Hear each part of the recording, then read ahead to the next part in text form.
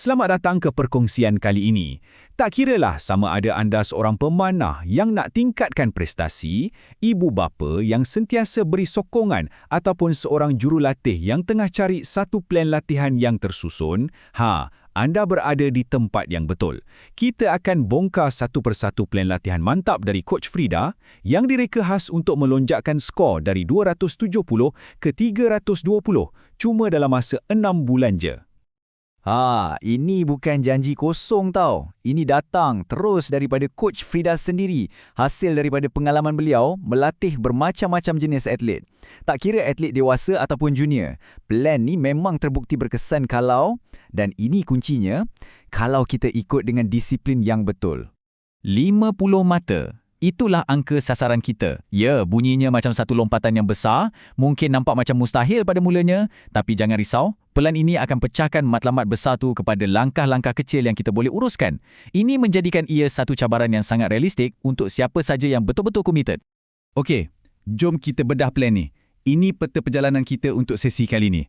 Mula-mula, kita akan tengok gambaran besar cabaran ni. Lepas tu, kita akan selam lebih dalam ke dalam 3 fasa latihan. Kemudian, kita akan belajar beberapa latih tubi khas untuk hadapi situasi tegang masa pertandingan. Dan akhir sekali, kita akan cuba faham cara fikir seorang jurulatih elit. Anggaplah ini sebagai misi peribadi anda untuk 6 bulan akan datang. Matlamat kita sebenarnya lebih besar daripada sekadar skor. Ia adalah tentang membina satu tapak yang betul-betul kukuh. Maksud saya, kita nak bina kumpulan anak panah yang konsisten, kitaran panahan yang stabil dan paling penting, mentaliti seorang juara. Inilah benda yang dicari oleh setiap pemanah dan cuba dibentuk oleh setiap jurulatih. Inilah dia pelan tindakan kita untuk 6 bulan. Nampak tak? Semuanya dibahagikan kepada 3 fasa yang jelas. 2 bulan yang pertama, kita fokus habis-habisan untuk betulkan teknik asas. Kemudian, 2 bulan seterusnya, kita fokus untuk mantapkan kestabilan grouping anak panah. Dan fasa terakhir, 2 bulan tu, kita akan buat simulasi seolah-olah dalam pertandingan sebenar. Setiap fasa ada sasaran skor dia sendiri. Dan jadual ni pula tunjukkan macam mana progres anda sepatutnya nampak dari bulan ke bulan. Sasaran kita realistik je, naik 10 mata setiap bulan. Cara ni bagus sebab ia membina keyakinan kita sikit demi sikit. Matlamat besar 50 mata tu pun tak adalah rasa menakutkan sangat kan? Baiklah, jom kita masuk fasa pertama. Dan terus terang saya katakan, ini fasa yang paling kritikal. Di sinilah kita reset dan bina semula asas kita. Bagi para jurulatih di luar sana, inilah masanya untuk jadi sangat teliti dengan atlet anda. Ingat, fasa ini adalah tentang kualiti, bukannya kuantiti anak panah yang kita lepaskan. Jadi, apa kuncinya dekat sini? Asas kepada skor yang tinggi adalah teknik yang hampir sempurna. Titik. Jadi fokus utama kita adalah pada 3 benda ni. Pertama, postur badan atau form. Kedua, pelepasan tali yang bersih atau release. Dan ketiga, penggunaan otot belakang atau back tension yang betul. Dan untuk dapatkan teknik yang sempurna tu, ini 3 latih tubi asas yang Coach Frida selalu tekankan. Pertama sekali, blank bell. Ini adalah ibu kepada segala latihan untuk membina memori otot. Kedua, latihan guna teraban untuk bina kekuatan fizikal yang diperlukan. Dan ketiga, latih tubi sasaran dekat. Ini ujian pertama untuk tengok kestabilan grouping kita. Jangan sesekali pandang rendah pada latihan-latihan asas ni tau. Okey, lepas asas teknik kita dah jadi kukuh macam batu, barulah kita boleh bergerak ke peringkat seterusnya, iaitu membina konsistensi dan kemudian mengujinya di bawah tekanan. Fasa kedua dan ketiga inilah di mana kita akan mula nampak hasil yang sebenar pada papan skor. Cuba perhatikan beza fokus antara 2 fasa ni. Dalam fasa 2, misi kita adalah untuk kecilkan grouping anak panah kita bila menembak pada jarak yang lebih jauh. Ia adalah ujian konsistensi. Kemudian, dalam fasa 3, kita naikkan lagi tahap cabaran. Kita cuba tiru suasana pertandingan sebenar. Dekat sinilah mental dan fizikal kita diuji serentak. Sekarang, kita dah sampai ke bahagian yang paling menarik pada saya lah, iaitu latih tubi untuk situasi tekanan tinggi. Ini bukan lagi latihan biasa-biasa. Ini adalah latihan yang membina mentaliti seorang juara, tak kira untuk atlet junior ataupun senior.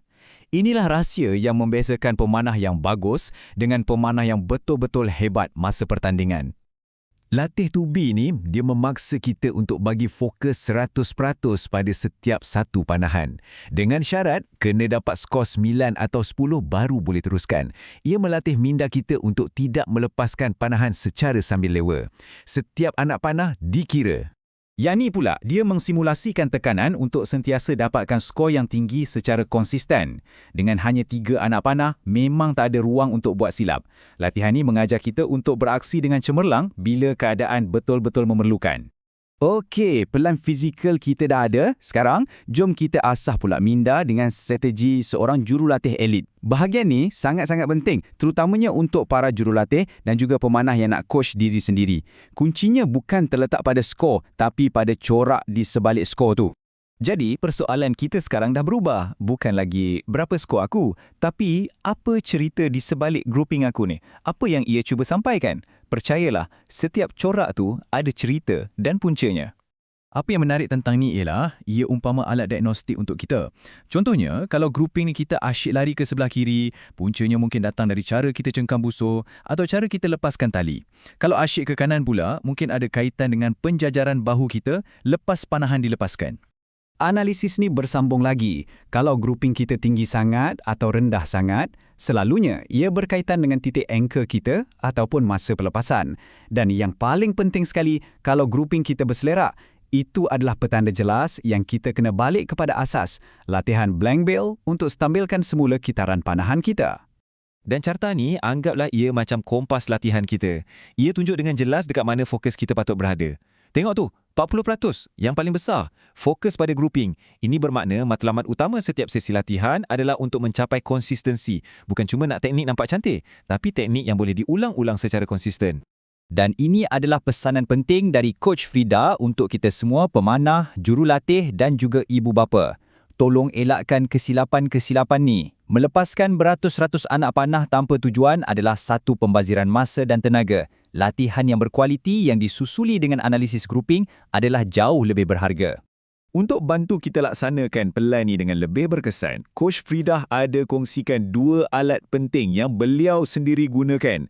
Template untuk log latihan atlet dan juga carta untuk analisis grouping secara profesional.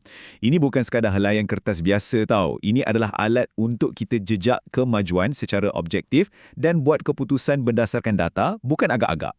Saat ini satu lagi pro tip yang sangat mudah untuk diguna dan diajar, kaedah kumpulan segitiga. Ia cara visual yang pantas untuk kita tengok tahap kestabilan kita. Cuma tandakan 3 anak panah yang paling ekstrim, paling kiri, paling kanan dan paling atas. Lagi kecil segitiga yang terhasil, lagi padu dan konsistenlah teknik kita. Mudah kan? Jadi sekarang, pelan lengkap dari Coach Frida dah ada di tangan anda. Dari asas teknik sehinggalah ke strategi mental seorang juara. Ini adalah panduan lengkap untuk pemanah, jurulatih dan juga keluarga yang memberi sokongan. Persoalannya cuma satu. Adakah anda semua bersedia untuk mulakan misi ini dan melepaskan panahan yang terbaik dalam hidup anda?